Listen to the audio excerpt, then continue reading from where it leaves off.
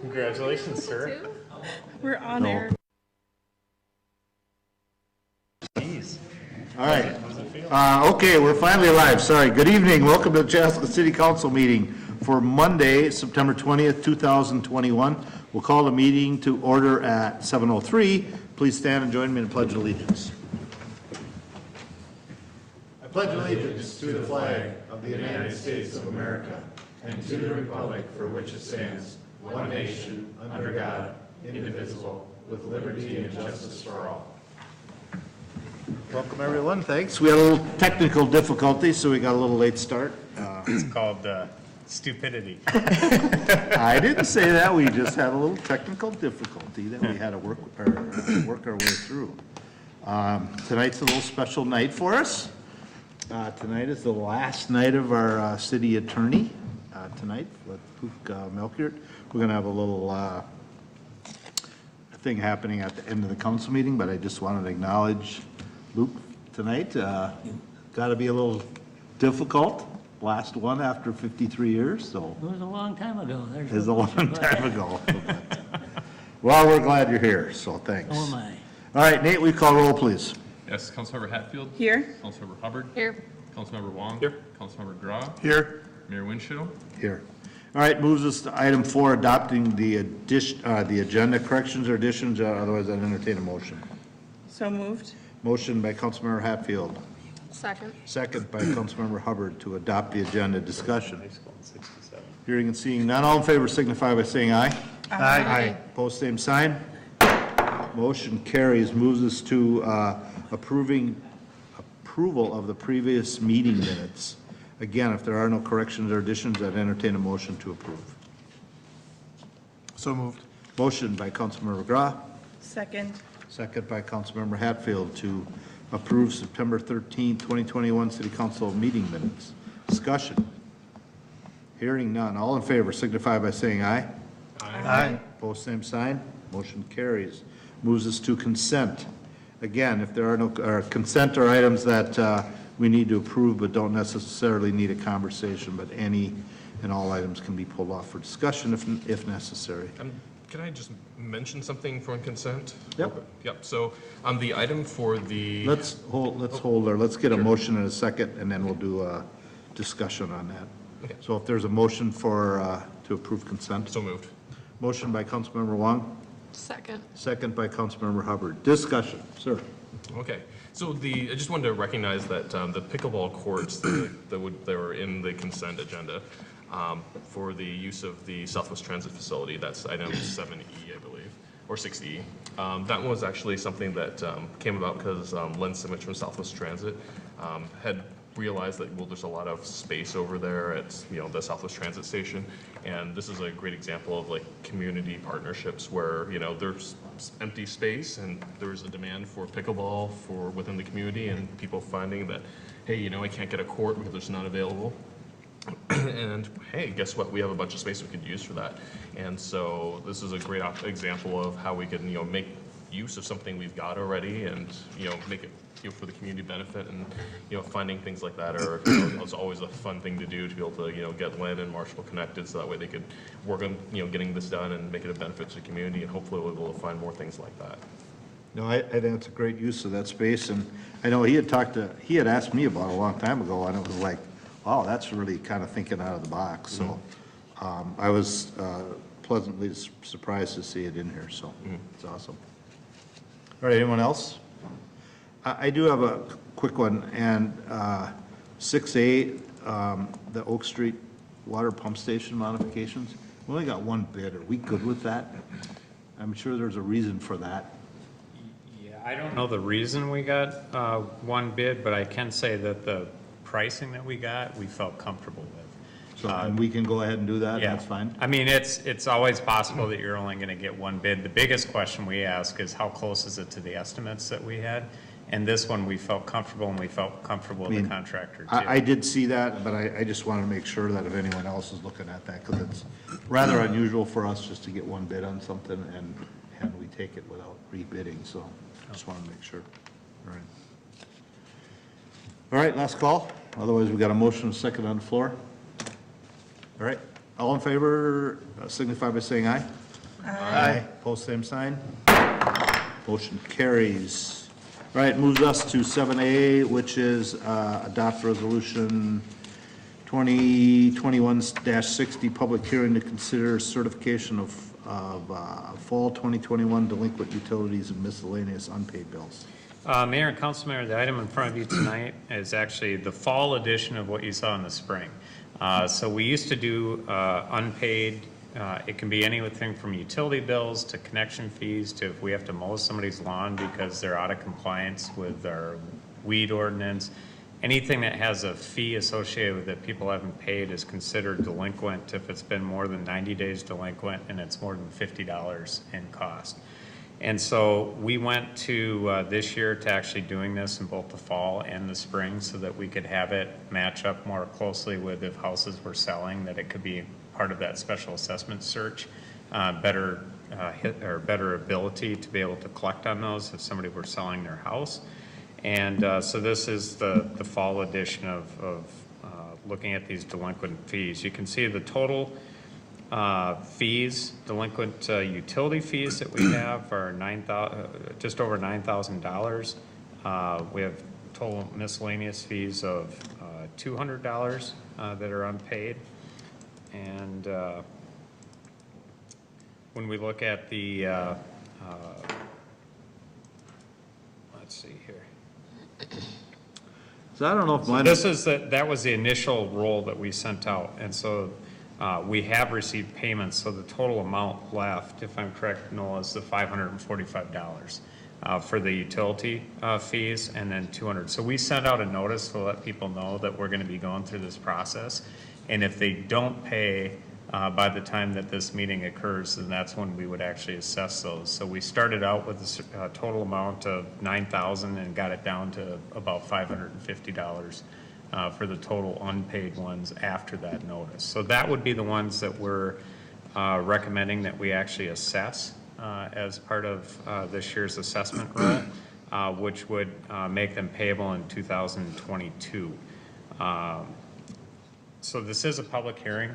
We do have to hold a public hearing. Again, we notice each of the property owners that this is occurring, so they have an opportunity to come in front of the council if they feel like that the bill is not in line with services that they received. So staff is recommending approval of resolution 2021-60 approving the certification of these delinquent utility and miscellaneous unpaid charges that would be payable in 2022.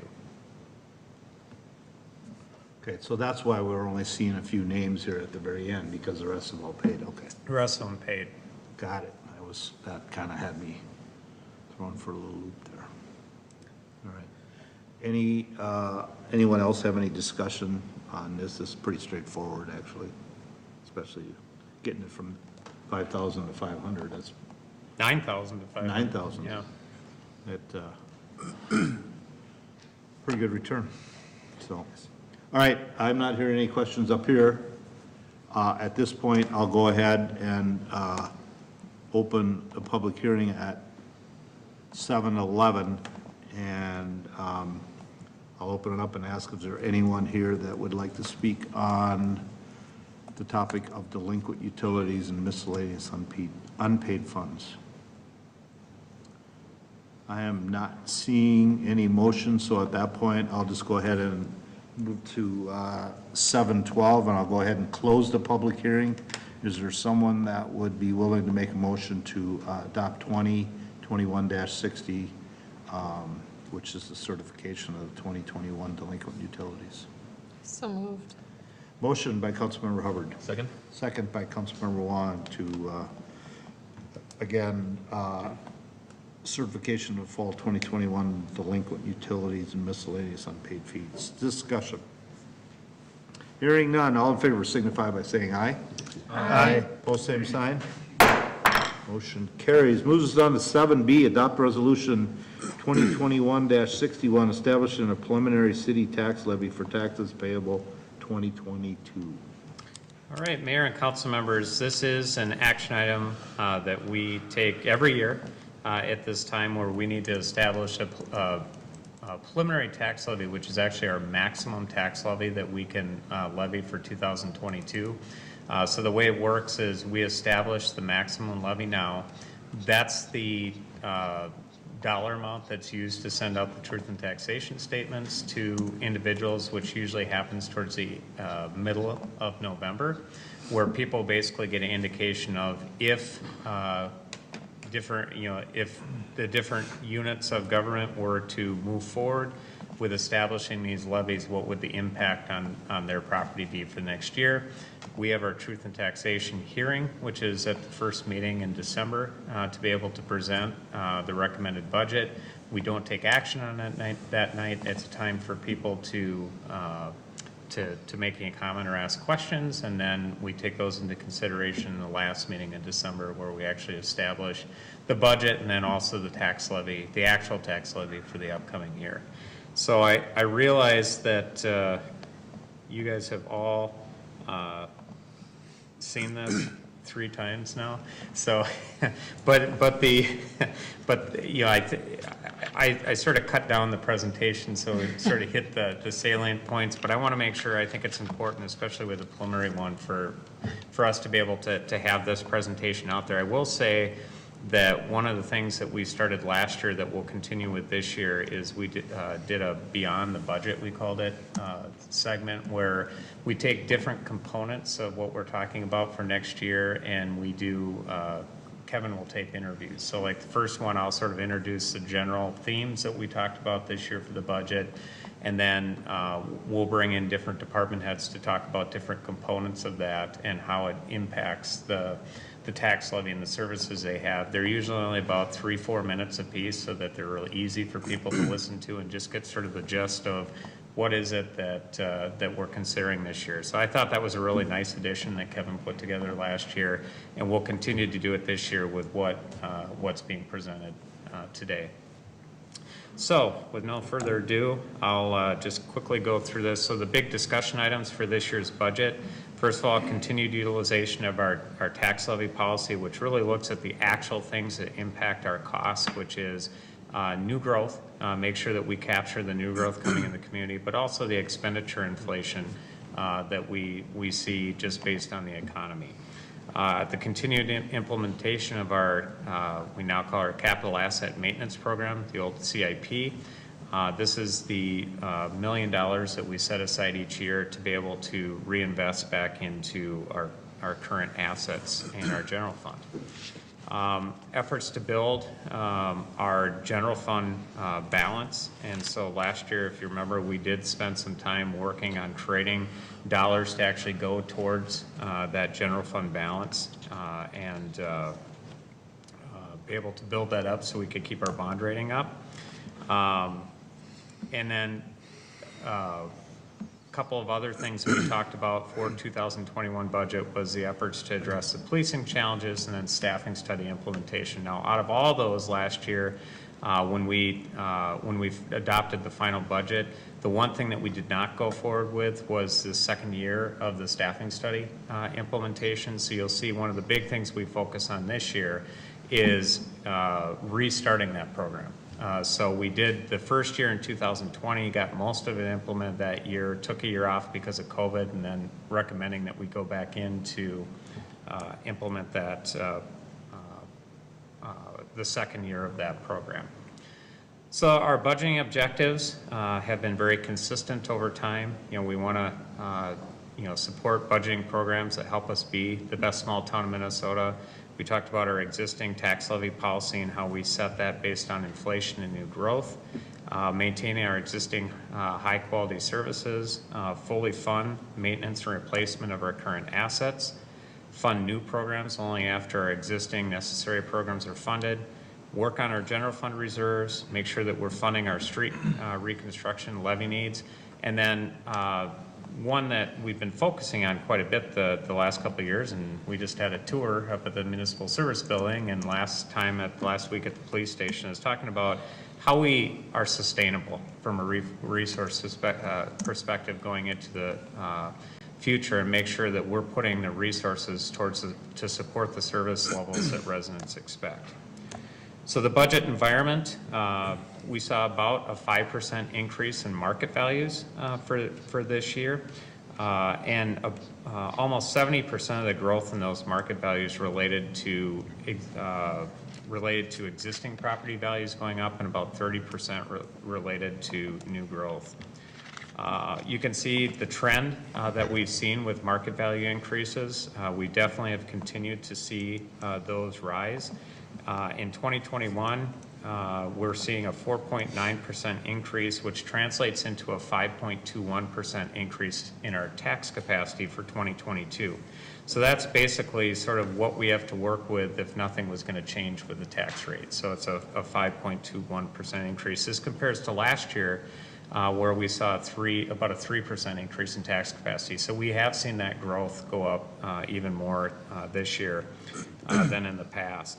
And you know, we program going into the future for about a 2% annual growth, but we have averaged about 4.8% increase in our market values over the last 5 years. So we definitely have seen those continue to increase as our community has grown. You can see with this chart that new construction values, even back during the recession, we saw increases in market values from new construction. And to me, this represents the things that we have to make sure that if new residents are coming into the community, they're not new services we're providing, but we're having to provide more of them.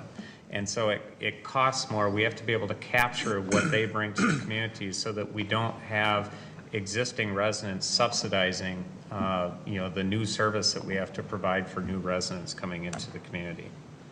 I put this slide in just because I knew Mr. Schultz would be in the audience. So here's Chris's favorite slide that we get nothing from the state. So Representative Bo's here, so he could bring this back to the legislature. So we still get nothing. So Nothing from nothing is still nothing. Yep, 0 times 10 is still 0. So, but LGA is one that obviously we've seen a dramatic decrease over the years. Our building permit revenues, what we actually see and what we budget are two different things. So we've seen our revenues, and we will see it for this current year, be over $1 million, but that's because there's some large projects that have started. So we have like the building permit for the new industrial building out in the industrial park just got pulled about a week and a half ago. So we consistently see right around $890,000, $900,000 a year for it. We might see more than that, but we hesitate to budget more than that because one big project can go away and you can lose a good chunk of revenue. So we like to try to be conservative on that number. Is that low spot in there? Is that the COVID year? Yes. Yep. So there's no doubt that we did see a decrease in building activity for 2020. 2021, though, definitely has jumped up. You can see for population, we actually did just get back our census data. You can see with our estimate that we had estimated about 26,983 for where we'd be. Our actual for 2020 was 27,800. So we've been pretty close. We've been trending pretty close to what our actual numbers have been. But you can see that we're going to get close to 30,000 people within the next 5 years by 2026. So we're definitely going to continue to increase in population and expect that we're going to see that over the next 20 years. As far as our electric fund transfer, we have continued to see pretty dramatic growth in our electric utility and its usage, and with that has increased the amount of dollars that have been able to come back to general fund through our 10% electric transfer. This is basically a fee, and we'll be charging this to Minnesota Valley and to Excel to basically utilize the public right-of-way that we go out and acquire that then these utilities end up using. So we need to make sure that we're being equitable if we're going to charge this to Minnesota Valley and Excel, that we're charging it to ourselves too. So this has been basically like a franchise fee in the past to basically utilize that right away for the utility services that are provided. So the discussion items for this year talk about utilization of our tax levy policy, the implementation of our camp program, reinstituting the staffing study after a year hiatus, our police staffing needs, which we spent the last couple meetings talking about, really the biggest issue being just the level of the number of officers we have at a minimum on the streets, and also our ability to be more proactive with community policing as opposed to reactive with our current staffing levels.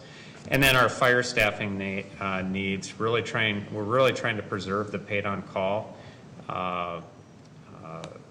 base of staffing and succession planning, and really have looked at the ability to keep sort of the base of our paid on call service by being able to have more of those administrative type duties get transferred to full-time staff.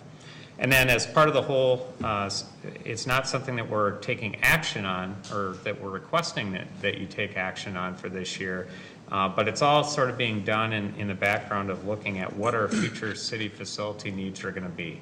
And so, understanding, there's stuff that we're doing to address staffing issues right now, but also keeping in mind that on the forefront, as we look out over the next 5 years, city facilities are going to be something that we're going to have to address as well. So the operating tax levy policy, this really looks at both expenditure inflation and new growth, and that our cost of providing the same service increases each year because of inflation, but also because of new growth that we see in the community. And that we only increase that levy beyond those amounts if we're actually adding a new service. So like our staffing study, filling that gap is sort of a new level of service that we're providing, and so we have to look at that separately from that baseline tax model. So for 2021, new growth in the community is 1.56% increase, with inflation right now running at about 5%. The inflationary factors have obviously been significantly more impactful this year than they have in the past. The actual number through July has been more like 5.4%. So the tax levy policy under this would say that we'd have to see an increase of 6.56% to be able to take care of these factors. Now, like I said before, we have an increase in our tax capacity of 5.21%. So that's new growth and capacity to be able to absorb some of that increase. And so this means that we'd see an increase in the tax rate by 1.5% related to the operational tax levy. So on a median value home in the community, that would have the impact of $4 per month. Our capital asset maintenance program. So again, we completed this program about 4 years ago now. We have a couple of council members that were part of that process in the audience now. And it's really made a huge difference for our ability to be able to have dedicated dollars that go towards replacement of milling and overlaying roads. So Stoughton Avenue, the entire road is milled and overlaid this year. Thank goodness. Yeah, it looks much better. I just drove it today just to sort of see how it turned out. It turned out great. Being able to replace parks on scheduled time periods. So like this year, Cortina Woods Park this fall is going to get rebuilt, and that work is already starting.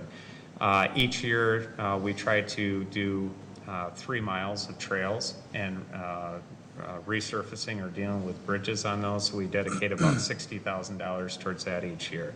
So a number of things that really sort of put dollars back into those assets we've already invested into to make sure that we keep them in good shape. Last year, with everything that was happening with COVID, we did have a deficit in that program that we needed to levy for. That is not the case this year. So what we're presenting under that baseline tax levy, which I just went through before, includes that $1 million in the camp program without having to levy any additional dollars for that. The staffing study implementation, so again, this was something that we started back in 2020, but did take a year of gap last year because of COVID, but basically identified about a $1.5 million gap in our staffing, that we had a gap of about 16 employees citywide. And then also, we didn't have anything really dedicated towards our building maintenance before, and so there was about a $500,000 a year gap with that. So in 2020, the council started with putting in place a 4-year program, so not just address it all at once, but look it over a 4-year period and implement it, which would have $375,000 a year added in the tax levy and another $125,000 a year coming from the enterprise funds. Bringing that back this year, so in 2020, we were able to fill, which was our highest need at the point, was we didn't have anything dedicated towards building maintenance. So we focused on that first, which has been a great addition to start. There's been a lot of stuff that they've had to do just to sort of keep the buildings functioning together. But we did get the 3 building maintenance positions filled. And then we also did get those dollars put towards the physical costs of actually repairing and maintaining the buildings too. So this year, after taking the year hiatus, we are recommending that we reinstitute this program and get that completed by 2024.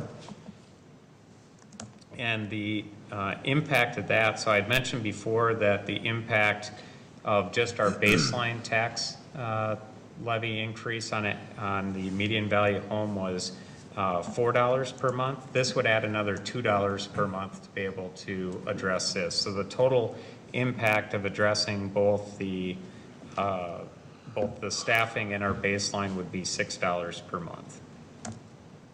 And you can see where this places us in the grand scheme of things with cities in the metro area.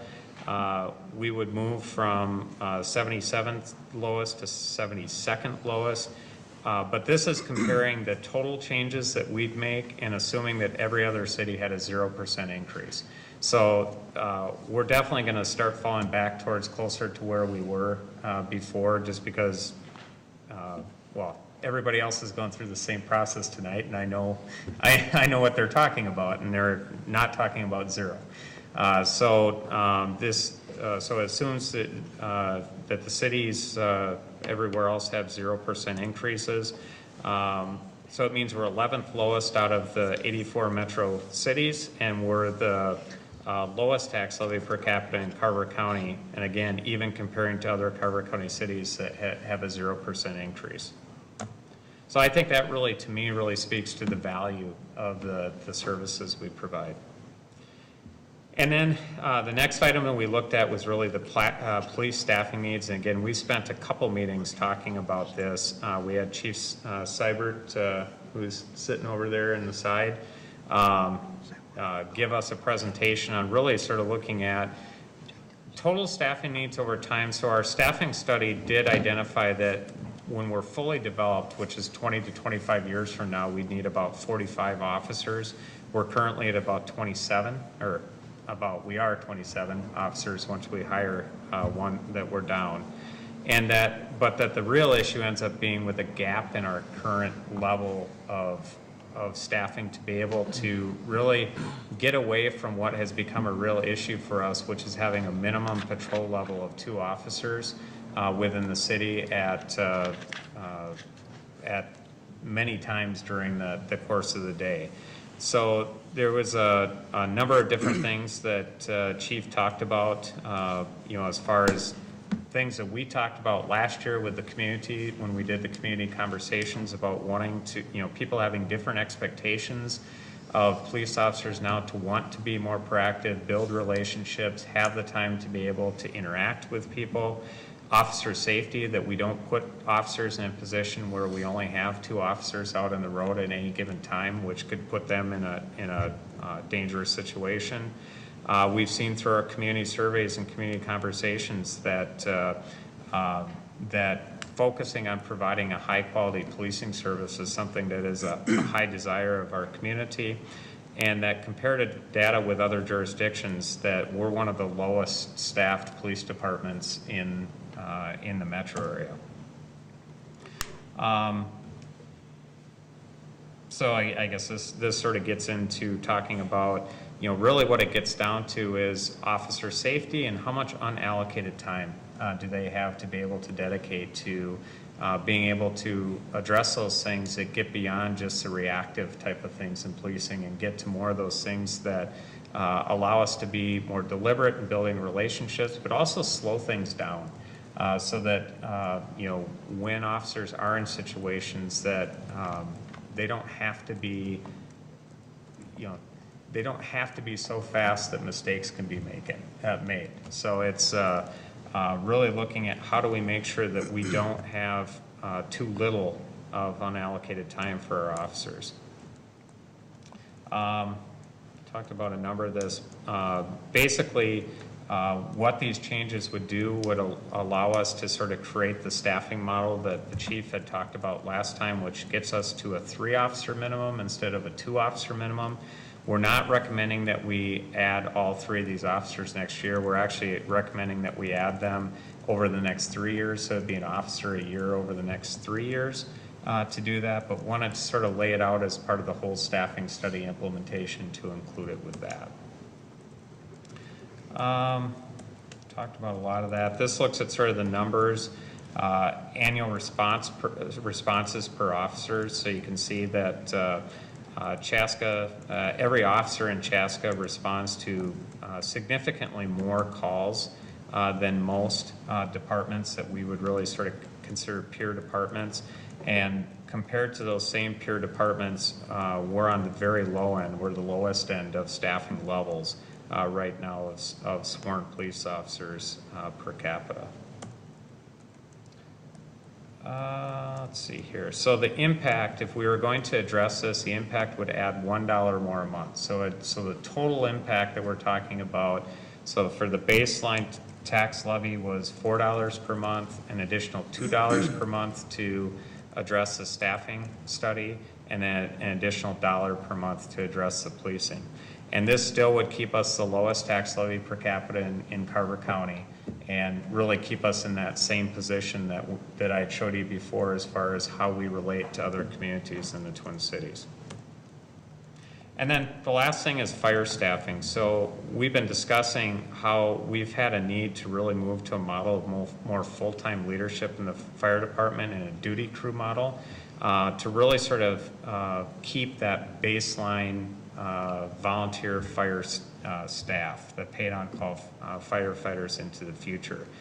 People just do not have the time and are unwilling to put the time towards, they want to be firefighters, they want to give to the community, but there's so much more administrative work now and training requirements and things like that that just make it very difficult for people to volunteer for the fire service.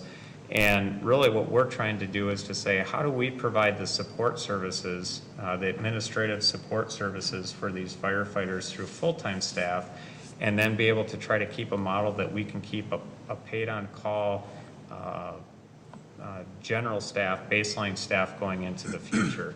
This has been something that a lot of cities have been dealing with lately, and frankly, some cities have gone to a complete full-time model because it's become so difficult for them to be able to attract volunteer firefighters. Some of the last cities that have done it, like the city of Eagan, just went through the process now of switching completely over to a full-time model just because they couldn't get enough paid-on-call volunteers to deal with it. So this year what we're recommending is that we do have a person who served as our current Chief 2 position, which was paid-on-call, stepping down from his post, that we would actually refill this position as a full-time position. At the same time, we are going to see some, we need to have some succession planning going on. We have both our fire marshal and our fire chief who are both within about three years or less. Yeah, maybe not 3 years. 3 to 5 you're pushing. 3 years or less. Before they retire, and looking at how we sort of do succession planning to be able to get some of our existing full-time staff to move in, learn these positions so that when these positions retire, that we're prepared for that. So this budget includes those. It does not have an impact on the tax levy itself because of changes that we made to how we deal with our fire pension. I think we came up with a really good funding plan, if you remember back at the beginning of the summer, where it really focuses more on the benefit level that we're giving to our retired firefighters as opposed to what we're funding it at, which to me, the more important thing is we want to focus on that we're providing a good benefit to the firefighters who retired as a thank you to them, and really keep our eye focused on that. We were able to move some dollars because of that and be able to capture that for the general fund so that these staffing changes wouldn't have an impact on the overall tax levy. Just a couple other items. This is a union negotiation year. We're programming in now for a 3.5% increase in wages based on annual adjustment. Plus, we have to make up for last year that we were behind on what the adjustments were looking to other cities. We programmed in dollars for benefit contribution cost increases, but we actually are not seeing an increase in our benefit amount for this year. So this has given us a little bit of room to be able to work with wages too, which is good. This would keep our service levels constant throughout the general fund, except for the areas where we're adding staff. And again, in 2022, we do expect that inflation is going to keep our costs higher for actual products, and so that we really sort of take that into consideration with this. So with that being said, that's sort of a baseline of what we went over the last 3 or 4 weeks that we got together to talk about. We are recommending, any questions with this before I take down the presentation? Okay. So we are recommending in the staff report, if I can find it. Let's see here.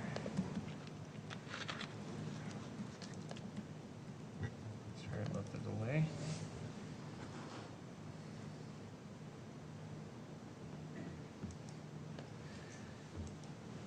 We're recommending that the council adopt resolution 2021-61, which would be setting the maximum tax levy for 2022. So again, we can't go up. Once we set this, we can only go down, and we would have that truth and taxation hearing on December 6th, and then make a final decision on the budget coming in to the December 20th meeting. So the proposed total tax levy for 2022 would be $12,672 or $672,429.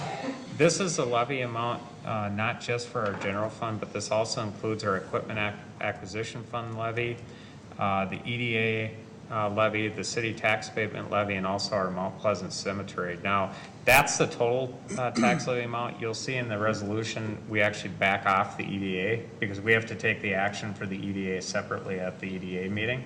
But that number represents the total amount of tax levy that would be there. And that's the number I use to compare to other cities and then be able to come up with what that tax impact is. So staff is recommending adoption of that resolution. So that's that $84 a year on the median. Yes. Oh, Yep. increase, okay. Yep. Other discussions? For anyone that happen to be watching tonight, we have been through this many times, so that's why we're probably questioned out at this point.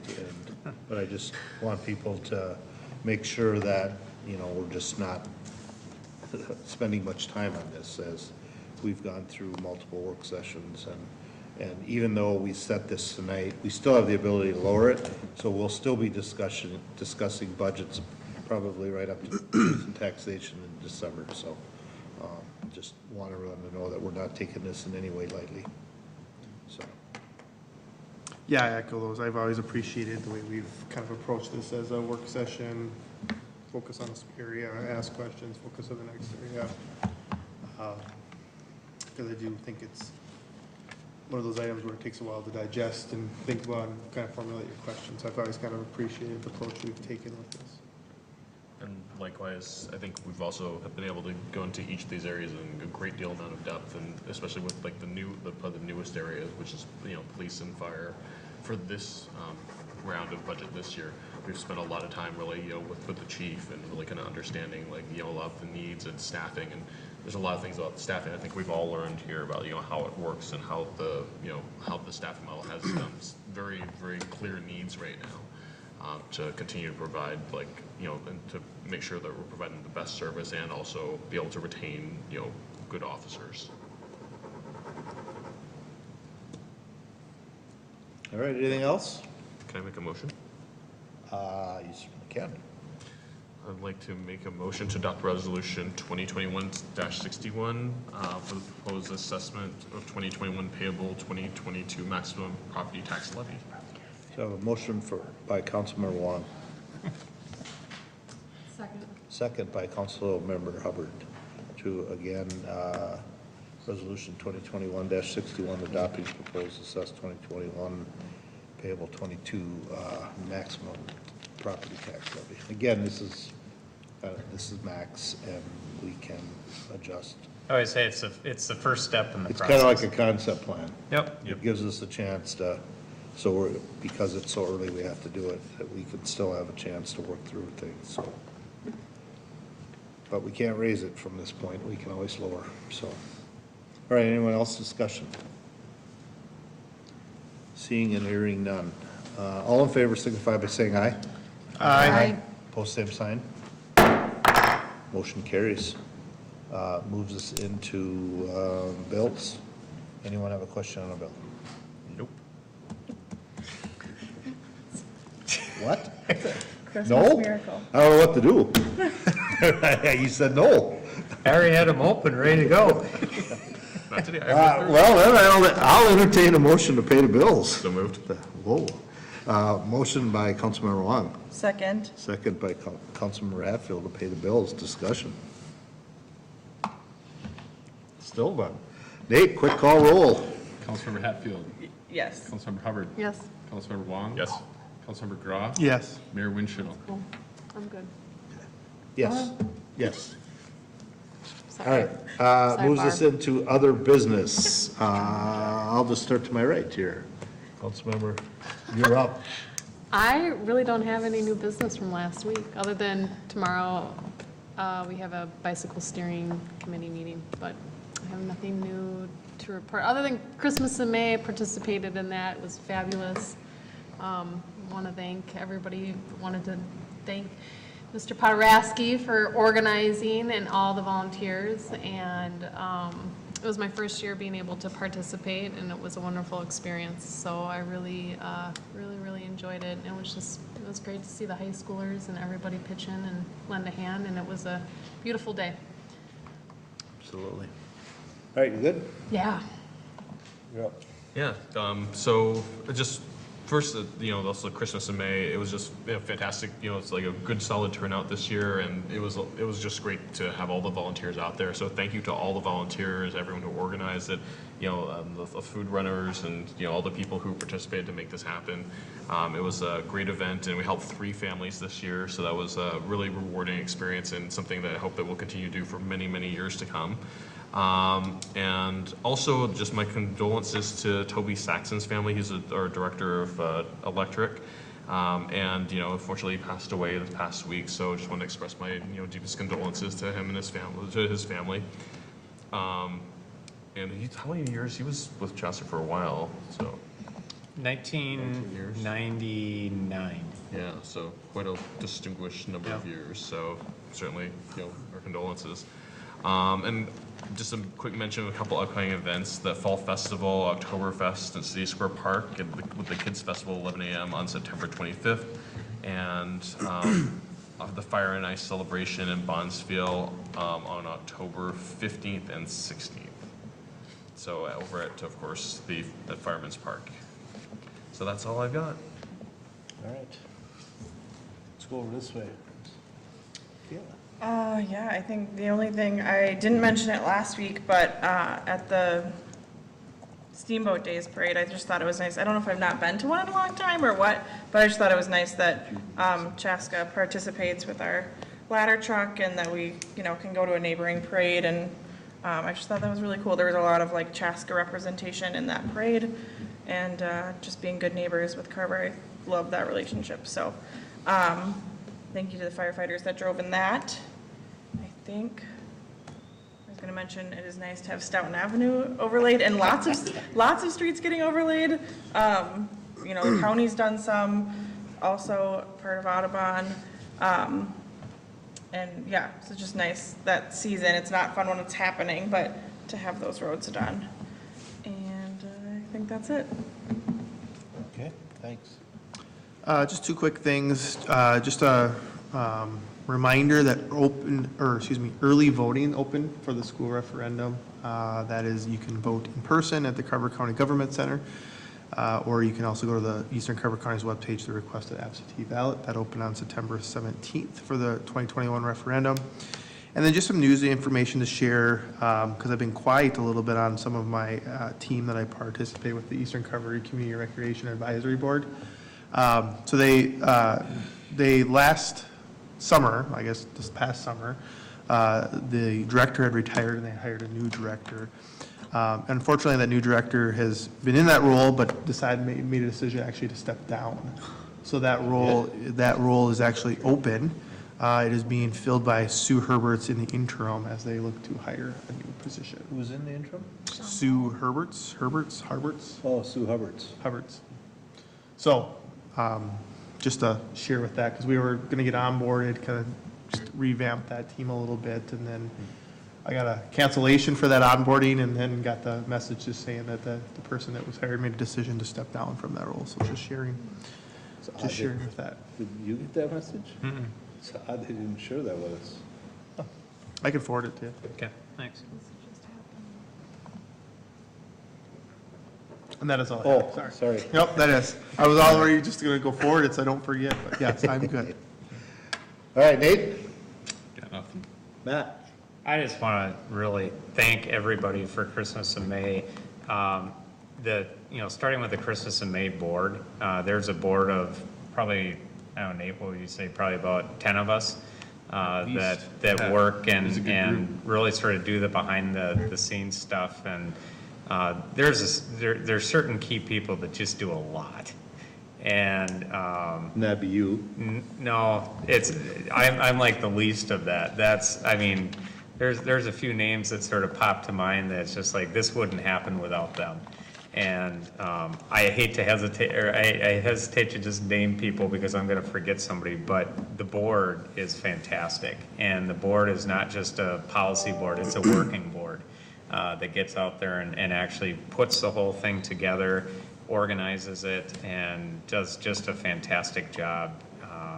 Thanks to all the volunteers that come out. That was our 25th year this year, so probably going longer than any other Christmas in May. It's going longer than Shakopee's, which we copied them after them 25 years ago, and it's still going. So just a huge thank you to everybody. There are 3 houses that I would say was transformational. What happened to the houses over the course of the day really made differences in people's lives, both for the people who got helped, but also for the people who did the helping. And then, man, our football team is awesome. It's, they're not only good players, but man, their coach, I would love for my kids to be in his program because it starts with character.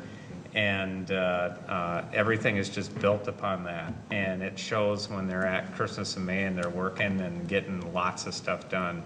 But thanks to everybody. It was a successful event. We're going to have another one in less than a year.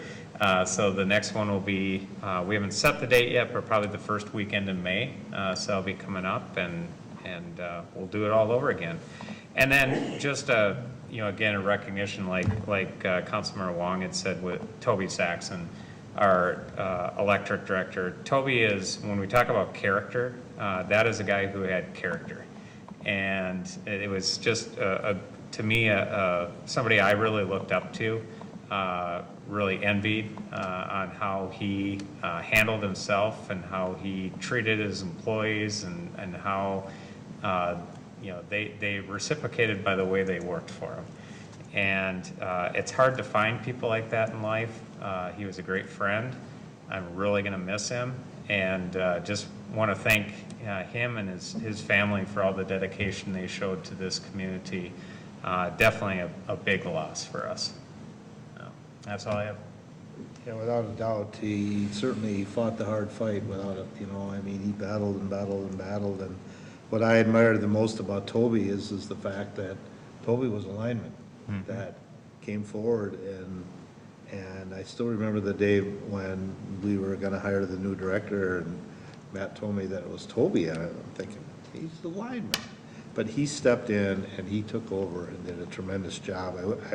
I wished he would have had many more years than what he did to have, to serve there, but he was, it was amazing, like Matt said, about how the employees worked for him. I mean, they just, sometimes there's something about that guy from within that comes forward and becomes that director, and he understands it, he gets it, he knows about the employees, and he knows the employees, it's important. And he was one of those guys, and those are really, really hard to find. So I just, again, want to offer my condolences from myself and the city to Toby and his family. The services will be Wednesday night wake and a Thursday funeral right here at St. John's at 1 o'clock. The wake is actually in Chaska. Shakopee at Ballard, McNerney. Yeah. McNerney from, I think it's the 4 to 7 or 4 to 8 or something. So, yeah, that was a tough one. And with Tony not all that long ago, that's a tough blow for one department to have two. Yeah, department with, less than 10 people and losing two. Losing two to Yeah. different types of cancer, so Yeah. unfortunate. One, I just want to touch on, and Luke, we'll give you a chance to talk later, so I'm bypassing you now. I don't want you to get carried away. So, but I do want to mention that we have 2 firefighters that deployed down in Baton Rouge, Louisiana area to assist from a group of 20, I think it's 24 firefighters from Minnesota that went down there. So they're, Zach Bodema and Kyle Smith are down there right now, representing our great city and state. So I just want to wish them well and make sure they stay safe. I asked them when they talked about that second hurricane coming, he said, we're just getting rain, so it's no biggie. So that's good to hear that. I did talk to Chief Levy today, and he said they could possibly be heading back earlier than planned. I think they're in about week 2 of a 4-week deployment, so I'm not sure exactly how long they'll be there, but they're currently still there, and somewhere around the Baton Rouge area is all I know. So I think everything else has really been touched on. Yeah. Next council schedule is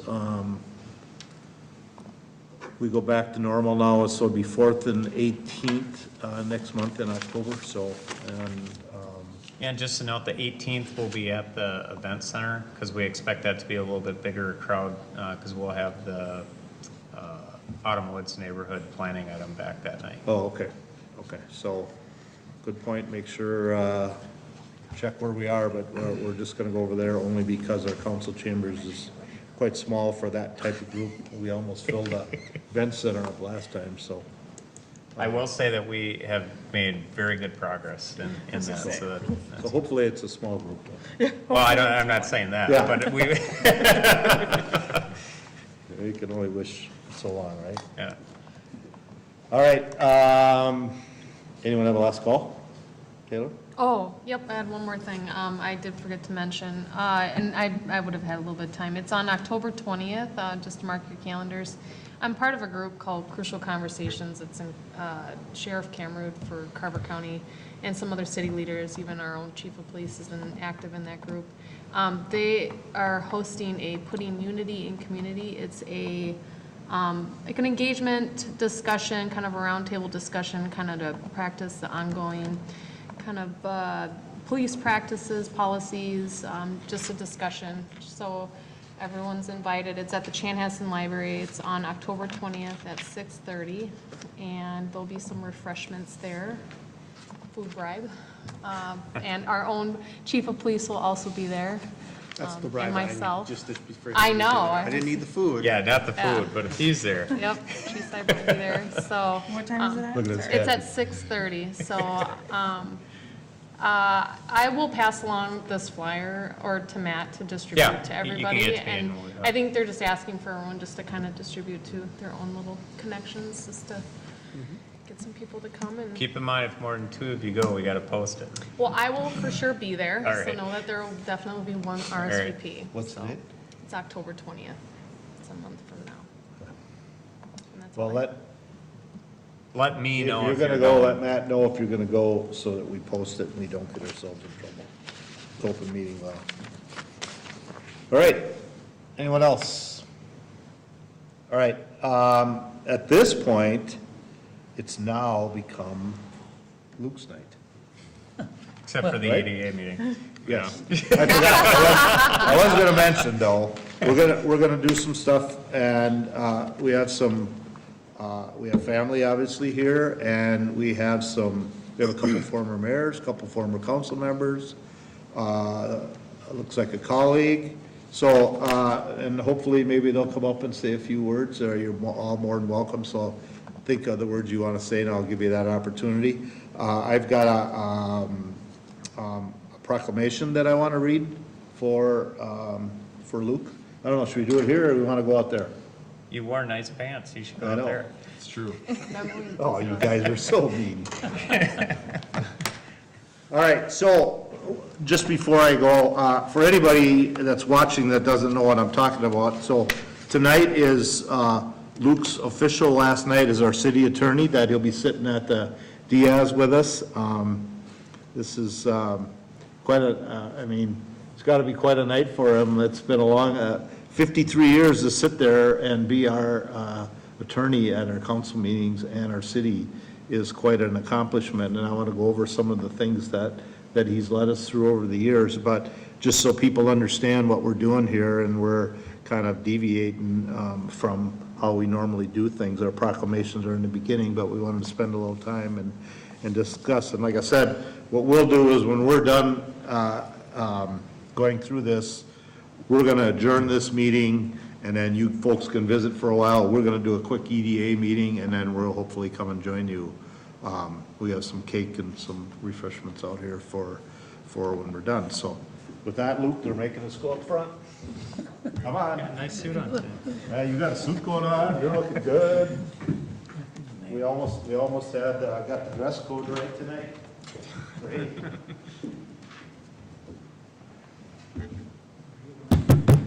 Right there, and I can look at you this way. All right, I have a proclamation for you, sir, in recognition of Luke Melkert, Chaska City Attorney. Whereas Luke Melkert, after serving as a city attorney for the city of Chaska for 53 years, is officially retiring on September 20th, 2021.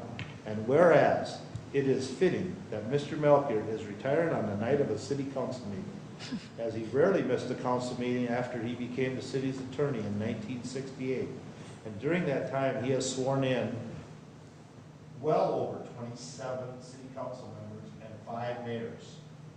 Whereas Mr. Melkert's retirement, he can be proud of the tremendous positive impact he has had on the city and the community of Chaska. Whereas in his role as city attorney, Mr. Melkert was instrumental in the growth of Chaska from 4,000 to 27,000 residents.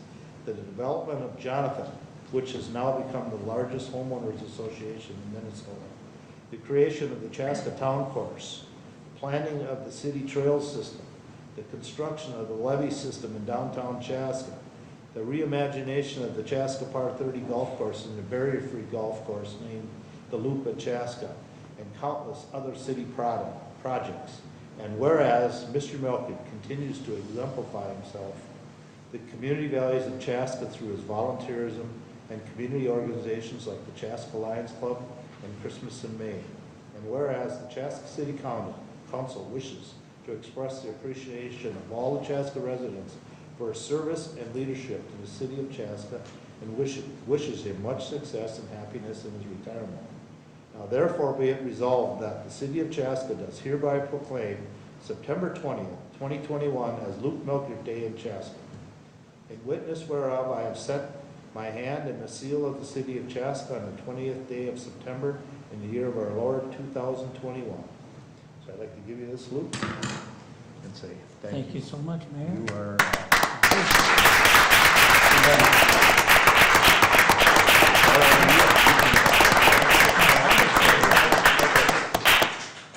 This is going to be very short.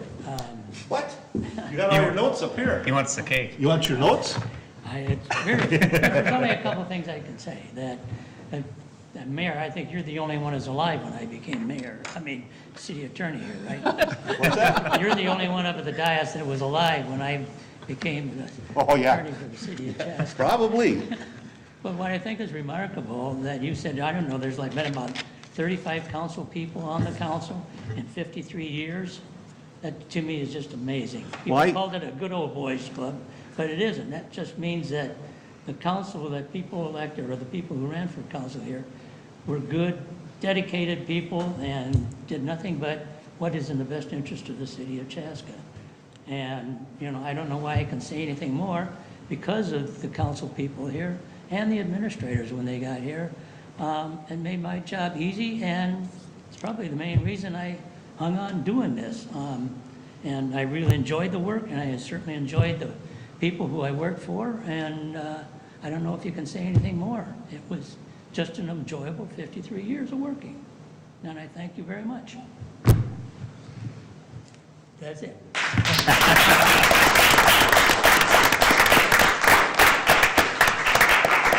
Well, I know in the audience, we have, and I'm gonna kind of call you guys out. Well, first off, Luke, why don't you introduce your family? I know they're here. I know Jan, I don't know the boys. Please stand. Why don't you, or come on up. Come on up. The We can get a lady in red picture is of- my wife, Janice. Been married since 52 years, I think. Close enough. And as our It's in the 50s. two of our three children, Peter and Paul, and our daughter is in California, so she couldn't be here. Both of them are medical doctors. That's why they wore their mask. I was supposed to wear my mask, but I didn't. You caught him. You caught him. Well, thank you for sharing, Luke, with us for all these years. Not here every Monday night or every other Monday night, gone. And I'm hoping some folks out there come and talk a little bit more about the council meetings that back in the day that went till 1, 2 o'clock in the morning. Then we think now 10 o'clock meetings getting to be a long night. So, First 5 or 6 years, it was every Monday night. well, it was every Monday night. Oh, okay. Well, there, I'm getting it clarified. Did it seem like Monday nights didn't exist for you guys? Well, we enjoyed watching all of you. Are wonderful. So you still watch them, huh? And we will continue. You will. You're still gonna watch. Yeah. Yeah. It was the night that we knew that it was his night, but everything that he did out of his work life, home, family, church, our neighborhood was out of a spirit of generosity. Everything that he did was for giving back and making our family life better, our home life, our neighborhood, the city, everything that he did was out of that spirit of trying to make things better and give back. And I think he said it best, was that when you're doing something like that and giving back and working with terrific people, you can do it forever. So That's right. That's a thank you to compliment. Chaska. It was a great place for us to grow up and to live, and a wonderful place for him to work, and we're we're just so grateful. Well, he can't go anywhere. He's got a lot of Christmas and Mays left there. I'm not sure that shirt's gonna make it, but he's gonna make it. Well, Did you wear it? oh yeah. Oh yeah, he wore it, Really? so.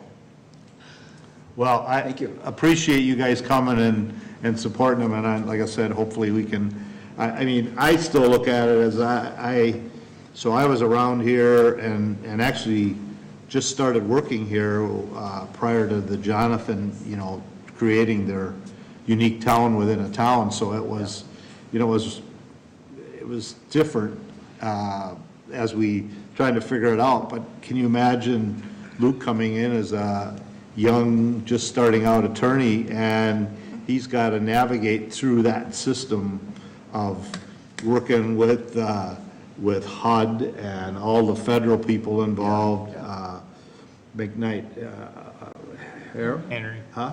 Henry. Henry T. McKnight, and all of that stuff to navigate and create another community within a community, which was unheard of at that time. So that to me amazes me the most about of the stuff that you went through, and especially just starting as a young attorney. So that to me was pretty amazing. But and I don't know, like I said, we have a council member and former mayor, Mr. Schmidt, out there. We have a council and a former member, Mayor Van Isle, out there. And I see Bob Ripke all of a sudden popped on a screen here.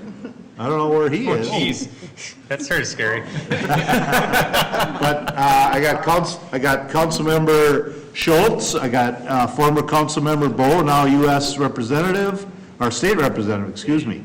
So they're out here and, Get promoted. yeah. I had you worried for a minute there. But anyways, I don't know if anyone wants to come up and talk anything or say anything to or at Luke or poke some story. And we got a colleague, Mac Williamson's out there, and you didn't think I recognized you, did you? And we have other guests out here tonight, so I'm going to open this up. If anyone wants to come up and share a story or anything, please feel free to come on up and say something. All right, well, we can start with Bob. I'm good with that. Oh, wait, he's a former council member and mayor, too, Mr. Ripke. Mayor.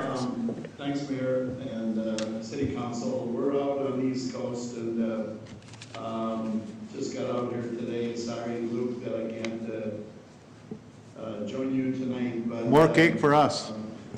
Yeah, right, exactly. We spent 20 years together, and there's a lot of memories, and you captured some of them, Mayor, when you went through Luke's contributions. I want to say hi to Peter and Paul, too, because I don't know if you guys remember fifth grade basketball, the fifth grade basketball coach. They're nodding and agreeing, so. I'm not sure how they remember it, but... Well, they were saying about how they wanted a better coach, they said. That's what I heard them say. I'm sure that's true, but I have good memories about it. So, but with Luke, Luke and his contribution to Jonathan was tremendous. I remember in some of our discussions and when we were talking about projects, and Jim Olson was the consulting engineer from Bonestro, and Luke was the city attorney. They would get up there and talk, and sometimes I wasn't sure who was the attorney and who was the engineer. Because the give and take, sometimes it appeared that Luke was the engineer and Olson was the attorney. So it was some interesting discussions, but as one of the boys said, it always was driven by the love and care about Chaska. I'm not sure there was any city attorney that could love their city more than Luke did. He cared so much about it, he's so proud of it, and he still is contributing in projects like Christmas in May. So he was a dedicated servant of the city, and one thing that stands out for me, as I recall remember, and always will remember Luke is our community values. You know, there's 8 core community values that serve as the foundation for the development of our community, and that was the thinking in the mid-'80s. And Luke was instrumental in bringing that group together. He was instrumental in putting those values together, and he has always been instrumental in celebrating those values. And it's one reason that they still hang on the wall in the chambers, they're right outside the chamber door. And Luke deserves a lot of credit for things like that. He deserves a lot of credit for being involved in many things that have impacted Chaska, certainly being the best small town in Minnesota. But that is one contribution that really stands out for me. So, Luke, we're thankful for all that you've done. We're proud of all you've done, and wish you all the best in the years ahead. And I'm sure we'll see you at Dunn Brothers in the mornings for coffee too. So, congratulations, Luke. Thank you. Thanks, Mayor. Appreciate you zooming in and sharing your story about Luke. So thanks a lot. You bet. Kevin, do we have anyone else? No, Bob was the only one on Zoom. Okay. All right. Okay, so council member, U.S. Rep. There I did it again. Representative. You know, I like St. Paul. I'm not so sure I'd like Washington DC, so, but thank you. Not now. No, indeed. So State Rep Greg Bowe, and Luke, I just had to come by and wish you well. I wanted to stop by and say congratulations, but I also want to say thank you. You know, congratulations on the retirement, that's a big thing. But thank you for all of the time you've served. I want to say that Luke has served on the city longer than I've been alive. I want to say that, but I can't because it's not true. But when you started serving, I was thinking about high school, and so, you know, it's back a ways ago, but not quite that far. But you know, thank you for the many years of service, the guidance that you gave to the city when I was on the city council for 10 years and then planning commission for 9 years too. Those meetings, I always had a sense of comfort and a sense of calm because when I would see Luke there and I knew it was a potentially challenging meeting, I knew he was there to make sure that we stayed on track, to make sure that we did the things that we wanted to do and accomplish what we wanted to accomplish and did it right, so that we wouldn't be in trouble down the road, that we wouldn't have challenges coming our way. So you always made sure we did things right. The meeting I probably remember that went the longest was pulling into the parking lot for a planning commission meeting when Mary's house was being discussed, and seeing every satellite mast truck for every metro journalist and TV and media outlet there. All the TV stations there ready to go. And I thought, oh boy, this is going to be a long one. And sure enough, that was one of those midnight plus meetings. But Luke was there to help us through, and you know, those were challenging times. I so appreciate that. But in addition, you know, just your guidance to the city itself and all of the important things that you've helped us accomplish and make Chaska a better place. Finally, I want to thank you for your friendship, Luke. I've known you a lot of years on the Lions Club and such as well, and I just really appreciate that. So thank you. Thank you, sir. Can I make one comment? What I Your found. day. Remember No, but what it in- says? In the 53 years I was at council meetings, I can count on one hand the number of times the council voted in not necessarily what's in the, but made a political decision. And all 4 or 5 times it came around, you could tell it was wrong. The council always voted, they had discussions, they had something they'd like, but they voted what is in the best interest of the city of Chaska. And that's what made it awful easy to be the city attorney. The council has been nothing but what's in the best interest of the city of Chaska. And I think that's the way it should be, and it's not that way on all councils. You see some of our neighboring cities, gosh, I think Victoria's probably had 30 council people in the last 5 years almost. Right. And so I think the city of Chaska can be thankful on all the council people they've had in the last 53 years at least. We are very fortunate that way. Yes, you are. I mean, we can look around at our neighbors sometimes and just hope that we're not there one day, and so far, we've been doing, and probably you're right, for the right reasons, so. Anyone else want to come up from the audience? You're free to come on up and say something. Hi, Mac. Hi, Mayor, excuse me. Introduce myself. I'm Mac That's all right. Williamson. I was one of Luke's partners at the Milkert Law Firm. So we've been trying to figure it out. I've been a partner of his since 1979, and the year when my wife and I moved to Chaska.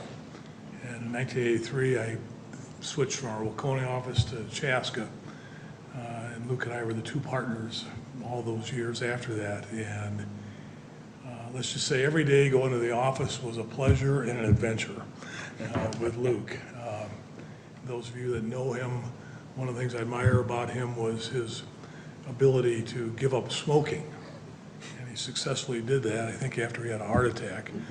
But before that, one of our secretaries asked him why, as thrifty as Luke always was, why he didn't buy cigarettes by the carton, because they were less expensive that way. And knowing how he liked to save money, it didn't make any sense. And his response was the classic Luke one. Well, if I successfully quit in the middle of a carton, I would have wasted all that money.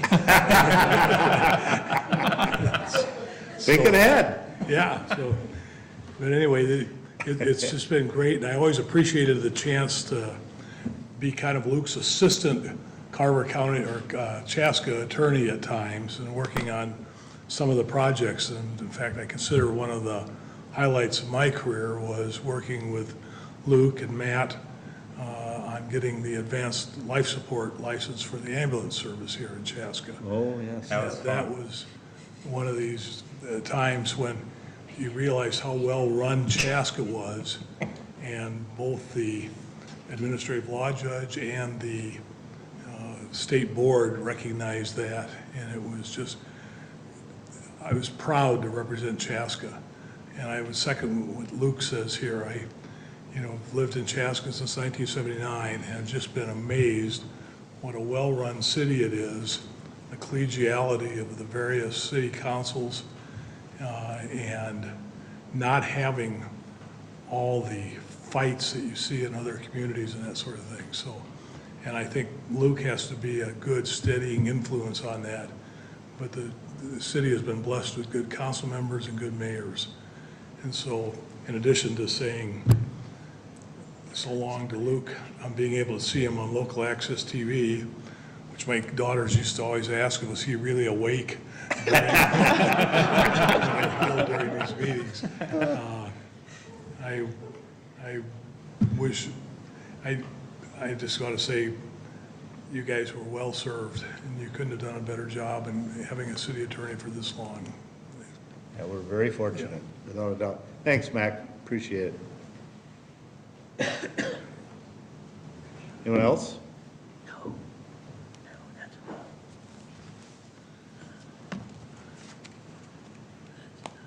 Hi, Mayor. Good evening. You know, Luke, looking back 52 years, think what it started back then. We sure have accomplished a lot. And I think that the community has great, great pride in what you have done. We have accomplished so many things in those 52 years. And I think the strongest part of what we have as a community, we have as a council, we have as our commissions, is that it's more of a team effort. And you are a large part of that team, Luke. And I just wanted to say, on behalf of the community, thank you very much. You've been a great, great person for all of us. Thank you. Thank you. Thank you, Gary. I'd like to interject here, maybe that one of the best things I think I ever did was with Dr. Ziegler and Chief Blas Liverman. And I don't know if you remember, and none of you would remember it, but back in about the second year we were here, there was a bar here that all of a sudden there were topless dancers there. And now what are you going to do? But anyhow, the owner of that told the boss, Liverman, the chief of police, that somebody had stolen his night deposit out of the Klein Bank. And Blas looked around and he thought there was something fishy, and he found it in the rafters of his garage. And so he was trying to provide a insurance claim for that.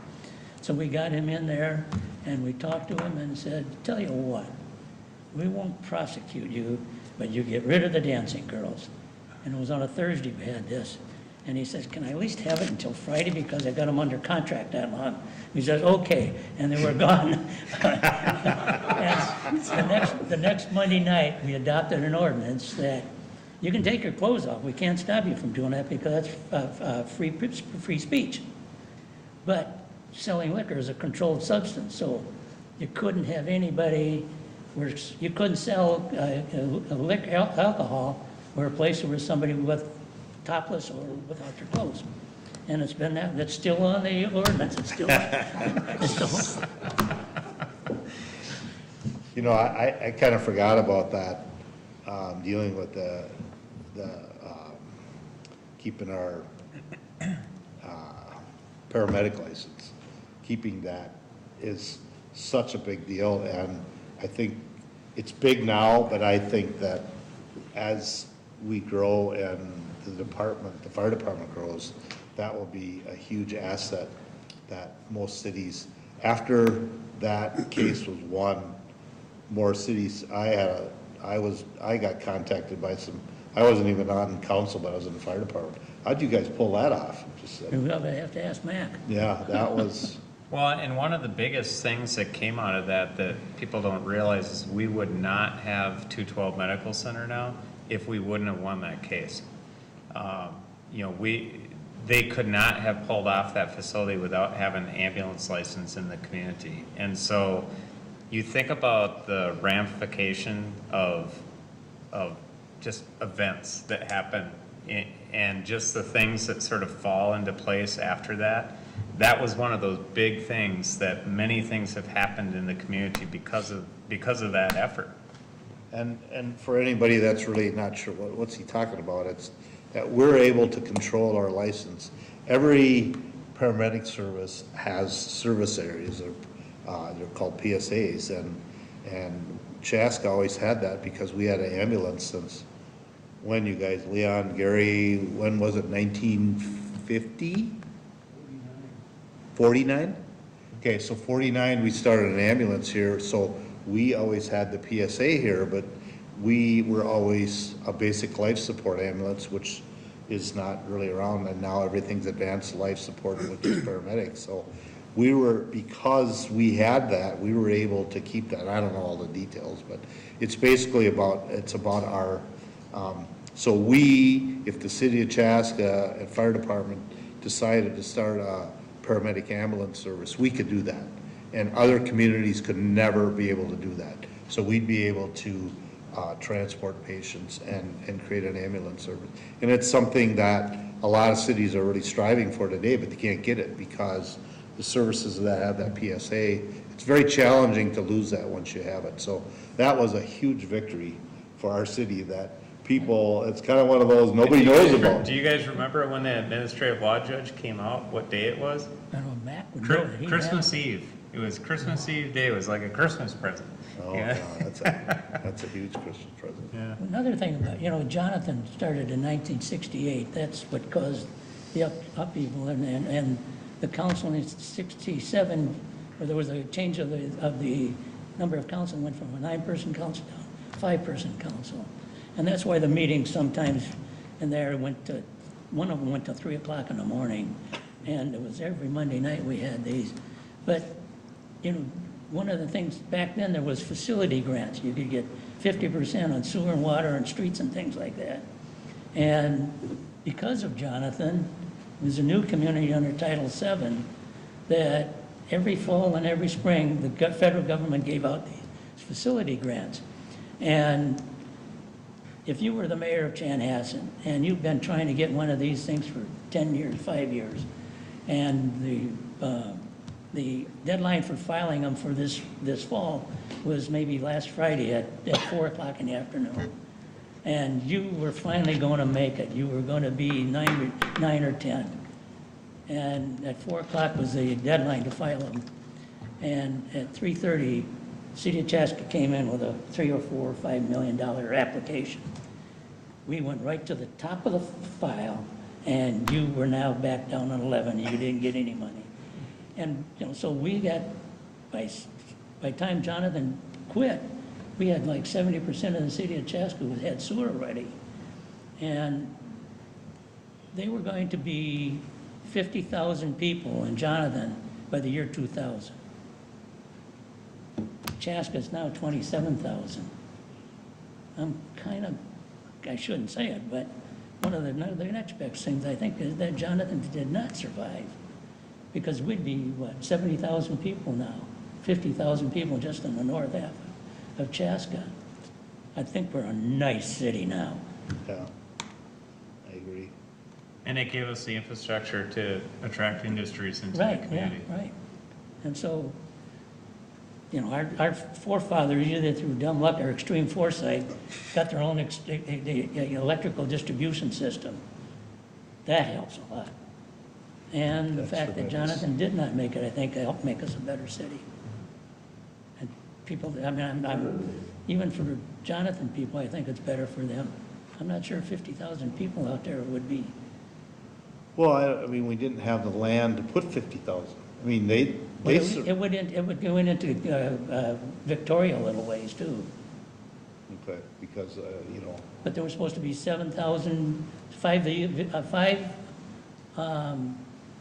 cities with 7,000 people in it. Or was it 7,000 with 7,000 people in it? But anyhow, we got Village 1. And so I think Chaska's just a... Mayor, this is Bob again. I just want to add to what Luke was talking about there with Jonathan, and I think Matt referenced it, but what Jonathan allowed us, the city to do, was to attract, quality business and industry, and build, an incredibly strong tax base based on that industrial development. And all the jobs that brought into the town that allowed people to live and work in the community. So it was such a community builder, the work of Jonathan, even though it didn't, achieve his vision, what it did allow was the development of Chaska in a number of different quality ways. And that industrial parks we have, a lot of that is because of the pipe that went in the ground and because of Jonathan. And the work that Luke did, the dollars that Luke went out and brought back, to the city, allowed some of that to happen. So, it's Luke's imprint on our community is significant and will always be there. I think that's something we should never forget and always be thankful for. And the last thing, if I may say now, about what some of the best legal work I ever did here for the city of Chaska was that after we found, Pat McGarvey was the city administrator, and he and I would have at least 2 meetings a week with the Jonathan people. And now it was May, and we hadn't heard from them since February. And we both wondered what's going on. So I called down to the county treasurer's office, and May 15th, you have to pay your taxes. They were delayed. They did not make their May 15th tax that year. And that was like $750,000. In a little town of 4,000 or 5,000 back then, 750,000 of somebody not paying their taxes is significant. And so Leslie Wiles was the person from HUD that was kind of the go between HUD and us.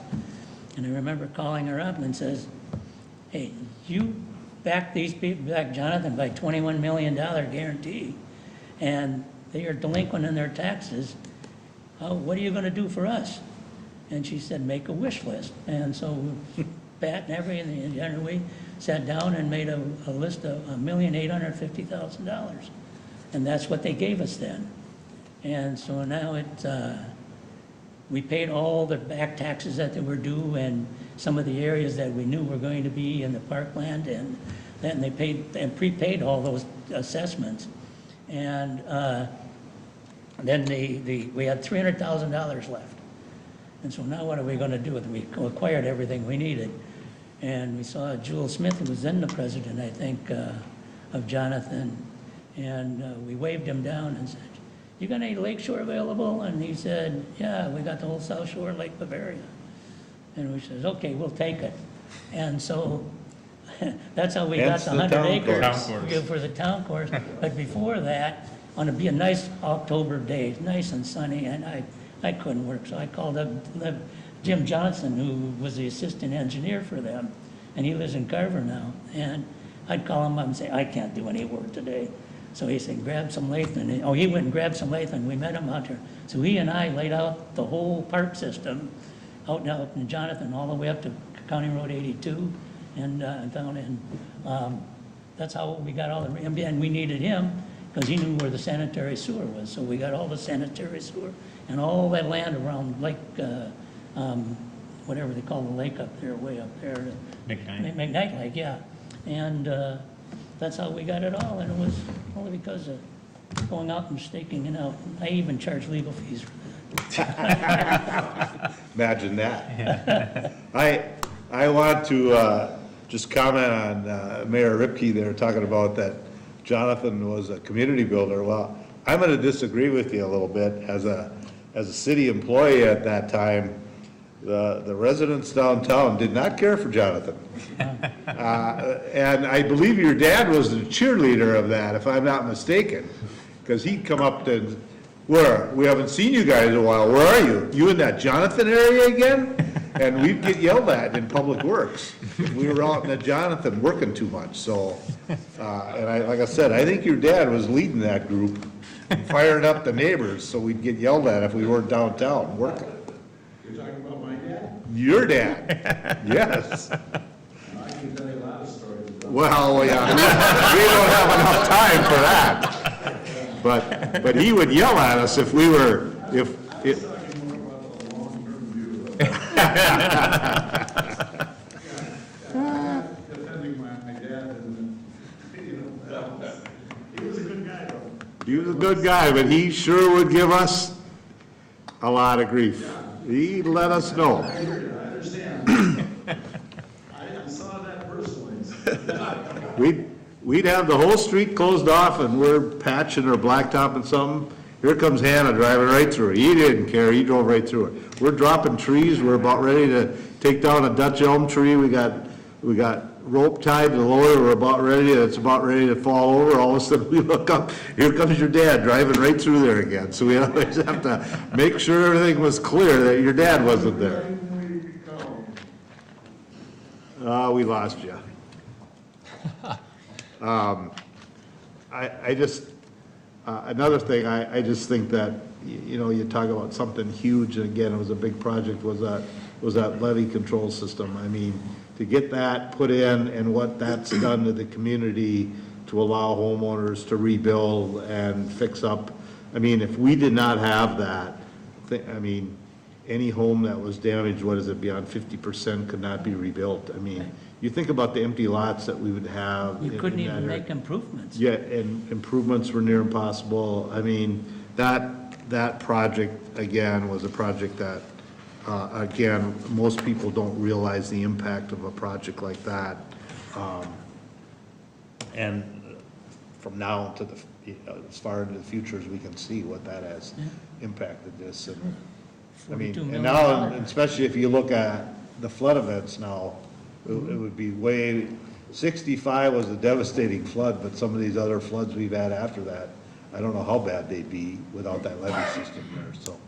So that's another huge accomplishment. And I'm sure that the list goes on. There's a ton that I have no idea that some of the stuff that we've had to go through in all the years of your service here. So I don't know. Anyone else have anything? I don't. Okay, not seeing anyone else move. Are you leaving? You're not going anywhere. There's still some meeting to go here. You're getting paid tonight.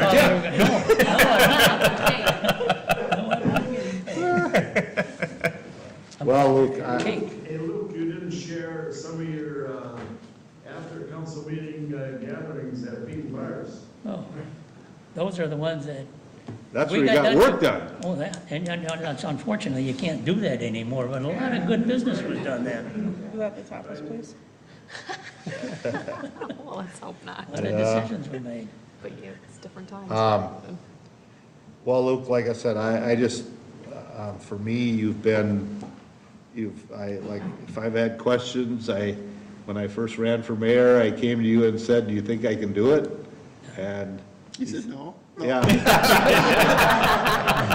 He said a lot more than that, but no, he encouraged me and said that, no, you'll do a great job, and I'll never forget that, and I appreciate you're always there, and it's always good that I look over there, if I'm sitting here stuttering about how to say something, I can look at you and you just gotta start saying it, and I go, yeah, we gotta say the date and the location and all that, so it's, for me, you've been a great help and obviously a mentor for me sitting in this position. So I want to say thank you tons, and I'm certainly going to miss you. I know that. I know we got to find replacement that will do a great job, but it's just, knowing and seeing your face is always something.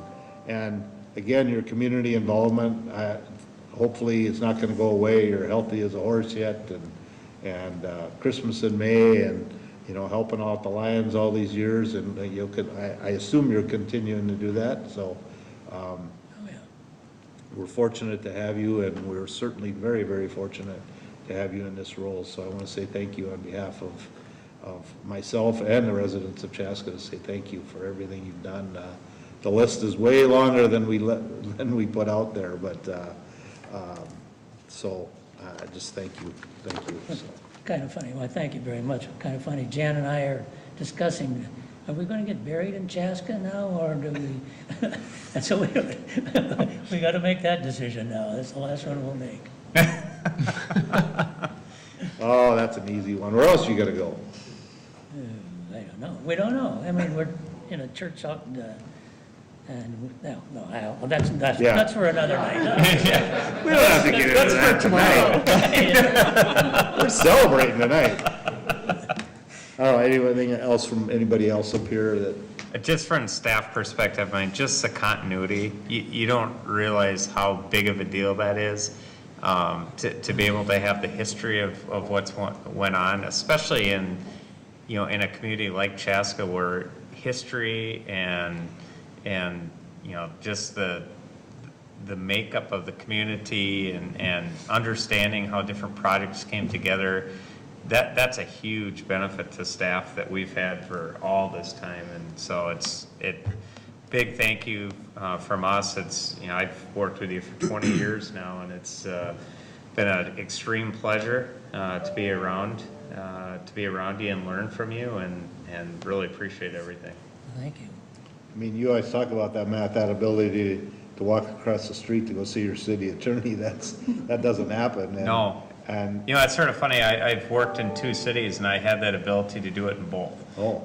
We had it in Winsted and had it here, but that, I guarantee you, that does not happen in most cities, and that's how I sort of always said this is still a small town, that I can walk across the street and the city attorney's right across the street. So. and that's something we really didn't. We touched a little bit about his community stuff, but I mean, to have a city attorney that lives in your community, really, to me, I think just kind of makes it even a little more special for us, because he's got his own interests as a resident, but he's also got his legal part of it, and he's always been there and done. The accomplishments have been unbelievable. So I think that's just that piece of having you as a resident and our city attorney really gives us an added advantage. So Do you know how that is, though? That Jules, in 1967, they changed from their charter from a 9-person council down to a 5-person council, and then they went to almost exactly, there's a city, well, you're called an administrator, not a manager. There's a city's manager's statute, and the wording of the new amendments was exactly that. Only instead of having the city manager, call it a city administrator, and then one extra thing, that when it got to the city attorney that was appointed, but he had, it would be, in the statute, it's not for a manager, but in Chaska, we had to be, the certain city attorney had to possess the same qualifications as a voter. So, if it hadn't been for that, I probably wouldn't have moved down here. Well, that's interesting. Yeah. Well, on that note, I think we'll just kind of call this an end. I stayed for 52 years. You're still thinking about it, huh? We'll be there for quite a while yet. Yeah. Well, like I said, I don't know that there's a lot of cities that can say that they have that advantage going for them. So that's pretty awesome. All right, last call, anyone? Just one quick one. Just, you know, I was fortunate to serve on the planning commission with you for like 9 years before coming up to council. And, you know, I've always found like one of the most valuable things I found was just like that depth of experience. And one of the things I've enjoyed most have been those stories that you told like over the years. But every story, every little bit of wisdom, every nugget of knowledge is so important because it's like a lifetime of experience that, you know, that no one else brings to the table. And I want to just express how much I've appreciated over all those years working with you. So thank you, Luke, for all that you've done. You know, personally, just thank you. I'll just say thank you. Keep it simple. Everyone said really good things, and I've appreciated the time up here. So just thank you for your time and your service and humor. You know, sometimes I take pride in myself, just not always taking myself too serious, and I enjoy someone who brings humor and fun to an environment too, which I think you've brought to this group as well. Thank you. Okay. I just remember a meeting, I can't remember where you came back from, it was somewhere like Thailand or Hawaii or somewhere, where significant jet lag, and you've been up for many hours, I think, and still came to the meeting, and that was just like the dedication and in that, and I'm like, that's, you know, you have a good person when I would have probably been home sleeping if it was me. And Well, he so- wasn't home sleeping, he was sitting next to me sleeping. That was that night somebody brought up that wondered if he's awake. Well, I wasn't gonna go there, but I still think like it was dedication that you showed up, and you know, you joke about how we were not alive when you came on as city attorney, and that's true. But I think that 20 years that you were attorney before I, you know, came to Chaska was, you know, what set up my, not you alone, but that part of, you know, your dedication to Chaska and along with other people is what has made Chaska a great place for thousands of kids to grow up at this point in your time. And just really, I just get emotional with these things. They're really meaningful, so thank you. Thank you. Well, as the newest council member to your legacy, I suppose, a swearing in, I just want to say congratulations on a wonderful career of dedication and service to this community. I am the person that's been here the least longest, and You're the last person sworn in. Yeah. I was. There you go. In the history. And, it's wonderful and amazing to hear all of the stories that everyone has shared, to see former council members and former mayors take time out of their busy lives to come and pay you service that speaks volumes of integrity, dedication, and merit. And you really do exude those community values that Mayor Repke had spoke of. So I guess I don't know a lot of past history. We haven't had a lot of past history other than, council meetings the last couple of years. So I just want to touch on that. I really hope that this next chapter for you is an amazing one. You deserve to take the time to do all the things that you enjoy outside of just loving the community of Chaska. And I wish your family lots of joy and happiness of having him around. And don't be a stranger, because we would love to see your face here. So Unless you're complaining. congratulations. Yes. Wait, what ward do you live in again? No. Anyways, congratulations. Thank you. Luke, I got one other one. I still remember that. So I got sworn in a special election, so I got sworn in later than the normal time. And then I was up for reelection. And that second time you were gonna swear me in, he said, I think you're the first guy I ever swore in twice in a year. So I never forget that when you told me that night. And then he goes, let's go, we gotta swear in. So, all right, well, thank you, Luke. Happy retirement. Enjoy your time. I know deep down you're gonna miss this some. Oh, yes, absolutely. And just go enjoy life, take a breath, do what you wanna do, play a little more golf, maybe not. Read a book, Better go. relax, so. All right, well, Thank you. thank you. And I'm gonna give you the floor last, United. Anything else you wanna say? No, rather than, the councils I worked for were always good councils. And the mayors were good, even this one. I knew you'd get one in there, that's good, I needed that, so. Well, thank you and enjoy, so. Thank you. All right, now what do? I have no idea. You got a We got EDA meeting. see there, I looked to him, right away he told me, I got to adjourn. All right, so, with this, you guys, Luke, you can, I will excuse you, I don't know if it's legal or not legal, but, you guys, if you can hang around, we're gonna have a very short meeting, you can mingle, somebody can maybe cut the cake, do we have some water or something Yeah, somewhere? everything's. Oh, it's, everything's right there? Someone should get a picture with the cake first, though, because it's a really cute cake. Yeah, Kevin, are you gonna have time to go out and take a picture? Do we need a picture We'll here? send Ryan over to get a Hey. picture.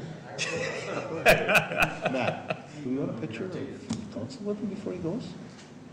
You should get, Yeah. Should we just Hey, have- Luke, one more, we want to get a picture of you up here at the bench one last time here.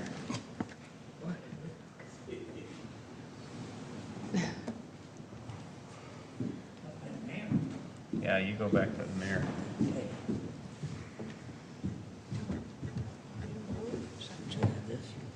That's good. Do you want us to scooch? like, are we not? We need to No, squeeze. yeah, everyone should be in, right?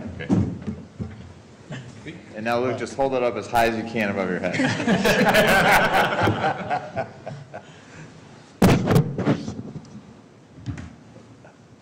All right, and you guys want to put your mics down? We'll just ignore the chords. All right, ready? 1, 2, 3. Oh, perfect. Awesome. All right, now you're done. Now you're done. All right, we are at a stage to adjourn, so, I would like a motion to, adjourn. So moved. Motion by Councilmember Hatfield. Second. Second by Councilmember Grau to adjourn. All in favor signify by saying aye. Aye. Opposed, same sign. We are adjourned. All right, I need a little gap here. I'll get my other.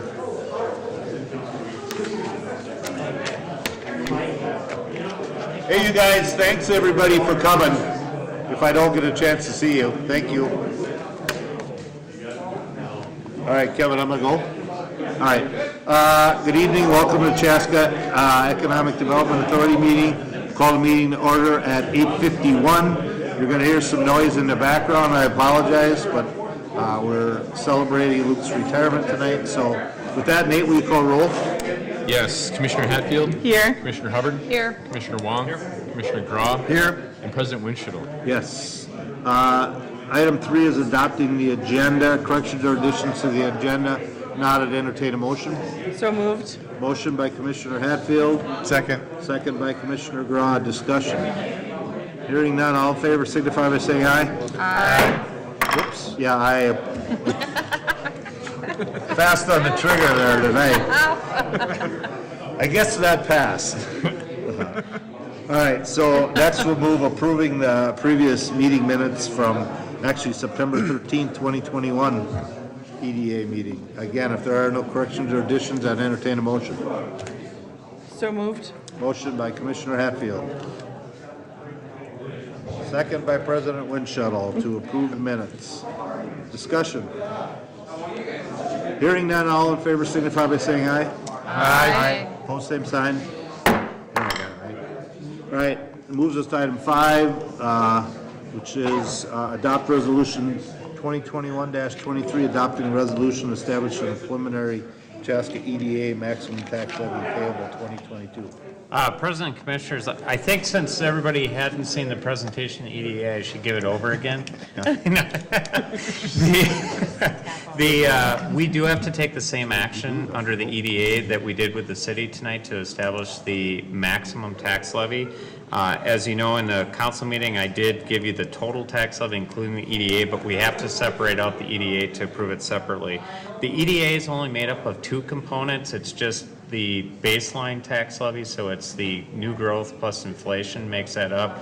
The staffing doesn't affect the levy side, and so that's where we come up with the total operating tax levy that's proposed for 2022 at $182,989. And staff is recommending approval of resolution 2021-23 to establish that as a maximum property tax levy for 2022. All right, discussion. Again, for anyone still watching, we've been through this. We actually just went through it earlier tonight, so not taken lightly. We're just that I think most of our questions have been previously answered. So with that, I would, hearing no discussion, I'd entertain a motion to adopt resolution 2021-23. So moved. Motion by Commissioner Hubbard. Hubbard. Second. Second by Commissioner Wong to, again, adopt 2021, which is adopt resolution establishing a preliminary Chaska EDA maximum tax levy for payable 2022. Further discussion. Hearing none. All in favor signify by saying aye. Aye. Opposed, same sign. Motion carries. Anyone with any other business? Talk about KFC. The spirit still stands. Yeah, it's still there. Still standing. Anything else? We got that covered? Yeah, the weeds are growing on the west side. Motion to adjourn. So moved. Motion by Commissioner Hubbard, Second. second by Commissioner Hatfield. All in favor signify by saying aye. Aye. Post same sign. We're adjourned. We'll see you October something. Fourth. Have a good night. Sometime October.